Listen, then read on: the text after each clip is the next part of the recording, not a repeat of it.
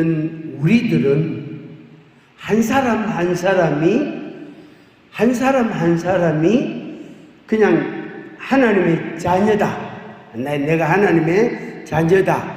또 하나님의 사람이다. 이렇게 간단하게 말할 수 있지만 나 한 사람은 일당 백이에요. 일당 천이에요. 일당 만이에요. 그거 인정합니까?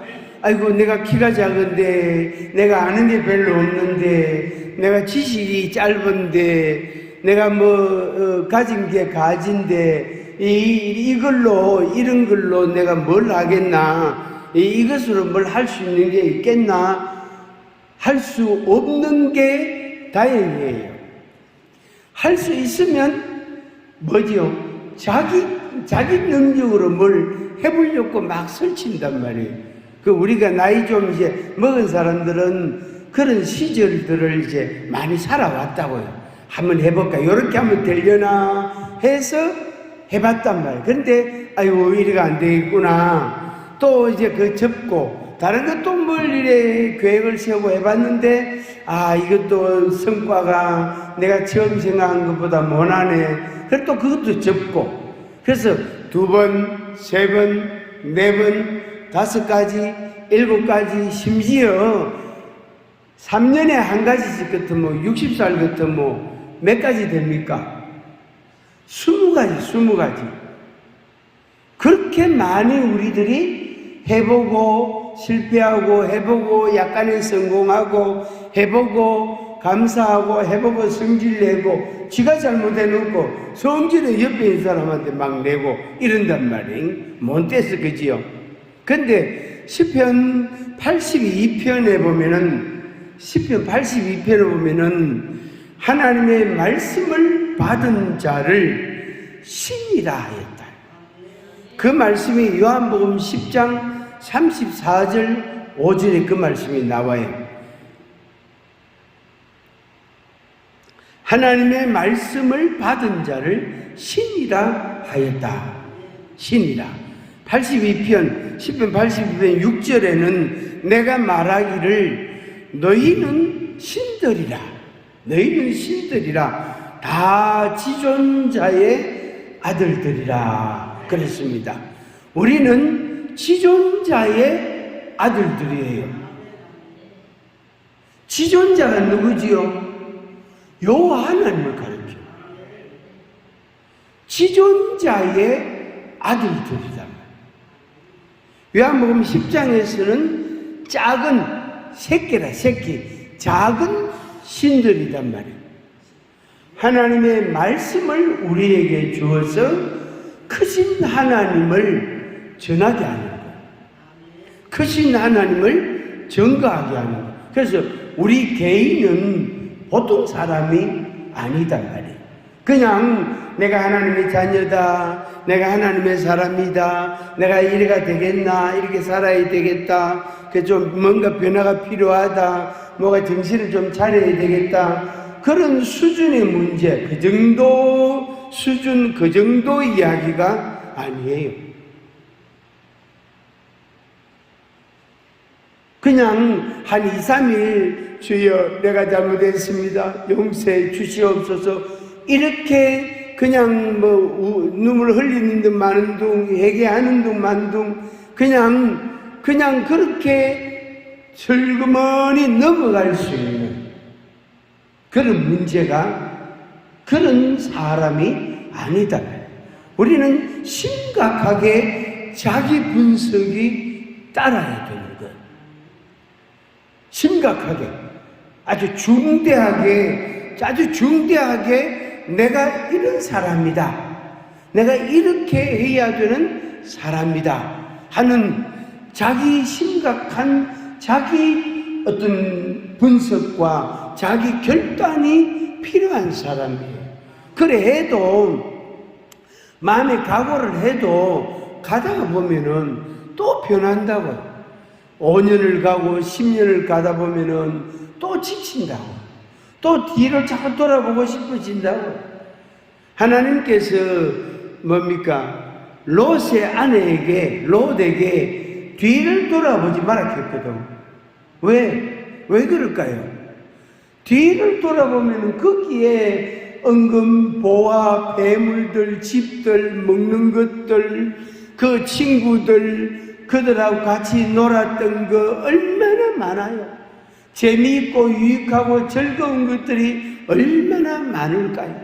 상상이 안 돼. 그 당시에 그 소돔성은 아주 말하자면 부자 동네, 돈이 많은 도시, 그러면서 아주 태폐한, 아주 문란하고 아주 음란하고 아주 타락한 그런 곳이단 말이에요. 그 양면이죠. 한쪽으로 보면은 풍성한데 다른 한쪽으로 보면은 너무너무 추하고 악한 세상이에요. 그 당시에 이미 동성연애가 그 거기에 있었단 말이에요. 그 정도였던, 그 정도. 오늘 우리가 살아가는 이 세상은 하나님의 축복이라는 게 분명히 있어요. 하나님의 은혜라는 게 특별 은총도 있고 일반 은총도 있단 말이에요. 다 있단 말이에요. 분명히 그 혜택을 우리들이 받고 있고 누리고 있고 감사하고 찬양하고 그렇게 살아가고 있단 말이에요. 그런데 그 중에 하나님께서 한 명을 뽑고 두 명을 뽑고 100에 하나, 1000에 하나, 만에 하나. 그래서 옛날에 이제 장로님들이 대표 기도할 때 1000에 하나, 만에 하나 선택해서 불러주셔서 감사합니다. 구원해 주셔서 감사합니다. 그런 기도를 했단 말이에요. 요새는 그 기도를 별로 못 들어봐요. 요새는. 왜? 그런 내가 하나님의 특별한 구원의 은혜를 받았다는 사실, 그것에 대한 감격이 식은 거예요. 그 다음에 연이어서 내가 하나님의 사람이다. 내가 보통 사람이 아니다. 내가 보통 사람이 아니다. 분명히 나로 인하여 하나님이 하실 일이 있다. 분명히 있다. 하는 것에 대한 자기 확신이 어느 정도 있어야 전도사가 되고 목사가 된다. 우리가 다 그런 과정을 거쳤다 아닙니까? 이사야 43장 1절이 고등학생인 저의 마음을 붙잡았단 말이에요. 가자, 일어나라 해가지고 4시 반 되면 영락없이 일어났어요. 그래가 새벽기도 가가지고 예배 드리고 집에 와서 밥 먹고, 어떨 때에는 하우스를 덮어놓은 거적대에 있거든요. 기다란 거 그거 걷어놓고, 그러니까 밥 먹는 둥 만둥하고 가방 들고 학교 갔다고. 고등학교 때. 아이고 오늘 이제 시험 치는 날인데도 그걸 걷어놓고 학교 가래. 그러니까 막 눈물 찔찔 짜면서 오늘 빨리 가서 오늘 시험 치어야 되는데 그거 걷어놓고, 그 다음에 가방 들고 버스 타고 이제 학교를 가는, 버스 타면 한 40분 타고 가야 되거든. 멀단 말이에요. 근데 이사야 43장 1절이 제 발목을 딱 잡은 거예요. 제 뇌리 속에 딱 박히는 거예요. 제 마음에 그 말씀이 딱 자리를 잡고 있으니까 아무리 피곤하고 아무리 늦게 자고 아무리 어떤 일이 있고 막 어젯밤에는 서러워가지고, 제가 장족하거든요. 서러워가지고 삼촌한테 숙모님한테 들은 말이 있어가지고 막 찔찔 짜면서 그렇게 잤단 말이에요. 그래서 새벽에 일어나면요 눈꺼풀이 붙어가지고, 왜? 이 눈물을 흘렸으니까 눈꺼풀이 붙어버린 거예요. 그러니까 막 비비가 일나가지고 그러니까 학교 가고 그랬단 말이에요. 근데 이사야 43장 1절이 제 발목을 저를 이끌어 가시는 거예요. 그게 말씀 따라 가는 거예요. 그게 말씀 따라. 어느 날 갑자기 하늘에서 뚝 떨어져 가지고 너 이렇게 이러는 때도 있지만, 그 사람의 전반적인 삶을 무엇이 이끌어가느냐, 내가 무엇에 이끌려가느냐 하는 겁니다. 함같이 합니다. 내 뜻대로, 내 생각대로 되는 게 있다 없다? 없다. 내 생각대로, 내 계획대로, 내 하고 싶은 대로 되는 게 세상에 그리 많지 않다. 전부 비동적이에요. 전부 끌고 가는 대로 끌려다닌다. 끌려다닌다. 여기 그림이 있잖아요. 칠판에 그림을 하나 딱 그려놨다 아닙니까? 저쪽 왼쪽에서 오른쪽으로 이동을 해야 돼요. 그런데 내 발목을 잡는 게 있단 말이에요. 가지 마라 친구야. 친구 네가 가면은 어떻게 하노? 우리 2차 가자. 자네가 없으면은 뭔 재미가 있노? 우리 같이 2차 가자. 그러면 2차 따라가거든. 아닌데 집에서는 빨리 오라 가는데 아빠 빨리 오세요 이러는데도 그 친구 따라 2차 가는 거예요. 2차 가면 이제 이만큼 됐단 말이에요. 그러면 이제 친구가 3차 가자 이렇게 하거든. 안 된다, 가야 된다, 안 된다, 아들 봐야 된다, 안 된다, 집에 가야 된다. 걔도 뭐 친구가 3차 가자 이렇게 하고 팔을 잡아 당기면 또 달려가는 거예요. 집에 처자식이 있는 거 그거는 다 잊어먹는 거예요. 다 잊어먹는 거예요. 그래서 이쪽에서 이쪽으로 옮겨야 되는데 못 옮겨 안 가는 거예요. 에베소서 5장, 이 에베소서 5장 말씀이 우리가 어떻게 살아야 되느냐 하는 말씀을 하고 있습니다. 그래서 오늘은 이 말씀이 바로 뭐냐면은 둘 중에 두 가지 중에 선택해라. 두 가지 중에 선택해라. 네가 그걸 선택하고 그걸 결정하는 것은 하나님이 하시는 게 아니고 자기가 하는. 누가 한다고요? 내가 해야 돼.